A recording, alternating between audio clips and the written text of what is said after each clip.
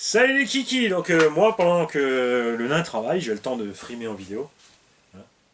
C'est pas classe ça quand même. Tiens. Et, Ah mais c'est caca, qu'est-ce que tu veux que j'en fasse? Faut nettoyer ça, ben. Et aujourd'hui nous avons ici à vendre, pas cher dans l'état, un Traxxas Erevo 1 avec la carreau d'origine, qui a déjà deux petits trous mais encore intact. Oui, tu peux passer. La carreau renforcée Tigrou, qui elle est forcément entière, c'est une carreau renforcée.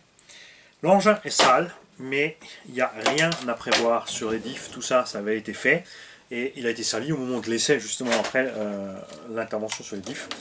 Niveau des huiles, on est moyen à l'arrière, on est plus dur à l'avant, central, il n'y a pas de diff à bord. Suspension, là je vous invite à bosser dessus, parce que la suspension est raide. Hein. Il y a de l'huile trop dure dans les amortos un petit peu, donc tu as la membrane qui travaille de haut en bas. Et posé, on avait essayé, c'est vraiment raide quand il est posé. Il y a une petite chape à changer là. Aussi sur la suspecte, je vois. À bord, on a un Goul RC Surpass Hobby 4076 2000 kV avec son Vario 616 2000 kV. 616 2000 kV, 150 ampères. Deux cerveaux d'origine Traxxas. Mais qui jusqu'à présent ne sont pas morts. On a une vis qui est un petit filetage foiré, là c'est même écrit dessus, regarde. Il a écrit en dessous foiré, pour pas qu'on oublie de dire que c'est foiré.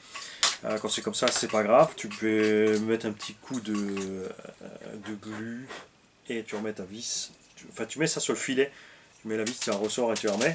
Si vraiment c'est trop arraché, si tu veux mettre une vis plus grosse ou n'importe quoi, il faut faire gaffe qu'il n'y ait rien de vital de l'autre côté avant de passer. Mais là, je vois que c'est le trou qui est de l'autre côté du Vario. Donc là, c'est pas grave. Au pire, franchement, il y a de quoi traverser et mettre un écrou de l'autre côté du châssis.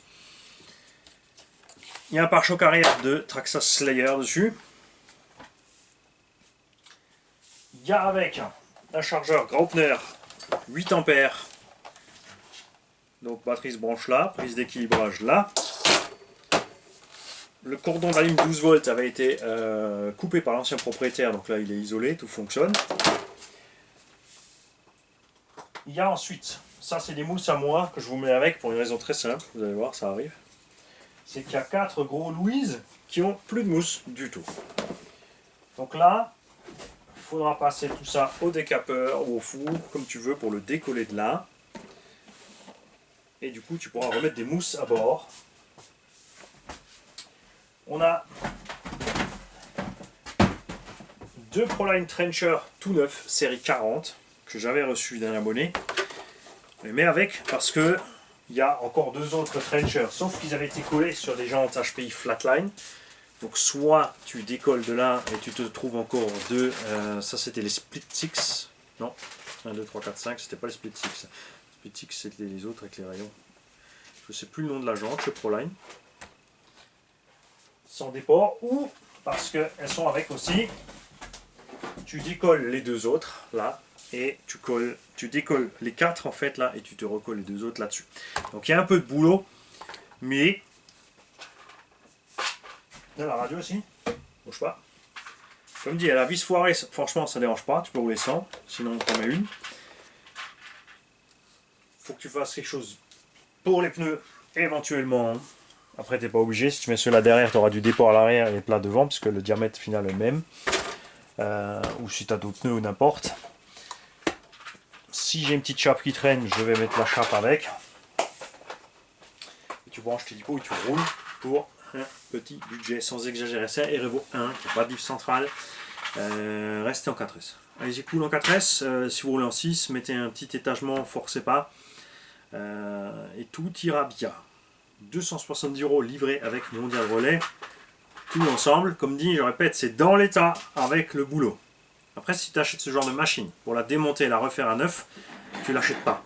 Parce que si tu la démontes et la refais à neuf, alors tu vas démonter, tu vas changer ci et ça, et finalement tu vas mettre beaucoup de pièces. C'est ce genre d'engin que tu prends, tu fais le minimum pour que ça roule, et tu roules, et ensuite, à l'occasion d'une casse ou d'une révision, si tu as besoin d'intervenir, tu interviens.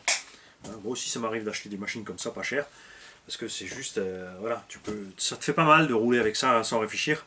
Et c'est un petit budget, et si tu fais un peu attention en roulant, ça tiendra quand même très longtemps. C'est quand même des machines qui existent depuis longtemps, toutes les pièces sont toujours encore dispo. Tu peux le faire évoluer en V2, puisque le châssis a les mêmes fixations. Il y a moyen de faire des trucs. Il manque encore une petite vis là, je vois juste là sur la tourelle arrière.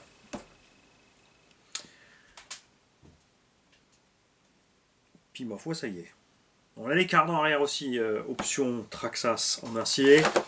C'est pas ce qu'il y a de mieux. Si tu prends des grosses gamelles, tu vas plier le triangle, le cardan se plie avec, il va pas revenir. C'est un peu comme chez Coralie. J'étais obligé. Une manchette cassée la toile de pneu, regarde. Regarde ça. Tu me vois pas.